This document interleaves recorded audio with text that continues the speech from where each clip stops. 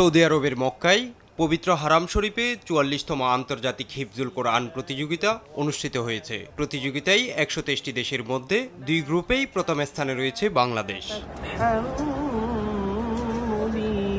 ৪ই August থেকে শুরু হওয়া এই প্রতিযোগিতায় বিভিন্ন দেশের ১৭৪ হাফেজ অংশগ্রহণ করেন। ২১শে আগস্ট প্রতিযোগিতার ফাইনাল রাউন্ডে বাংলাদেশের হাফেজ আনাস বিন আতিক ৩০ পারা গ্রুপে প্রথম স্থান অর্জন করেন। পুরস্কার হিসেবে লাভ করেন ৬৫ লাখ টাকা। প্রতিযোগিতায় ১৫ পারা গ্রুপে প্রথম হন মোয়াজ মাহমুদ। পুরস্কার হিসেবে লাভ করেন ৫০ লাখ টাকা।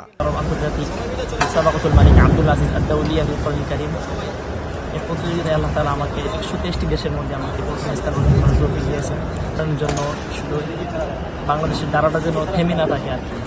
বাংলাদেশ প্রতি বছরে যেন বাংলাদেশ ভালো কিছু করে এবং বাংলাদেশের মুখ যেন উজ্জ্বল হয়, সবাই সেই দোয়া করেন আমাদের জন্য।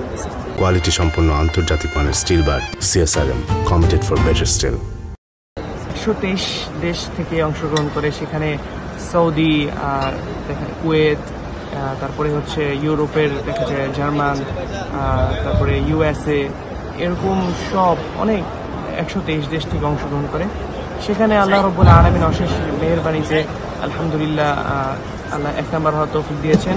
আমি আল্লাহ রাব্বুল আলামিনের কাছে পরিপূর্ণ শুকর আদায় করতে চাই এবং বাংলাদেশ যেহেতু বাংলাদেশের নাম উজ্জ্বল হয়েছে, আমি আমার এই সফলতা বাংলাদেশের মানুষের জন্যই উৎসর্গ করতে চাই।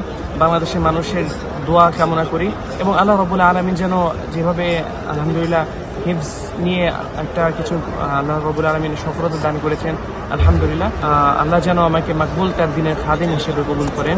আজকে পবিত্র মক্কার জমিনে যেখানে ৩০ পারা কোরআন শরীফ অবতীর্ণ হয়েছে, যাদের কাছ থেকে আমরা কোরআন শিক্ষা গ্রহণ করছি, আজকে সেই ভূমিতে আমাদের বাংলাদেশের ছেলেরা প্রথম স্থান অধিকার করছে কোরআনের উপরে।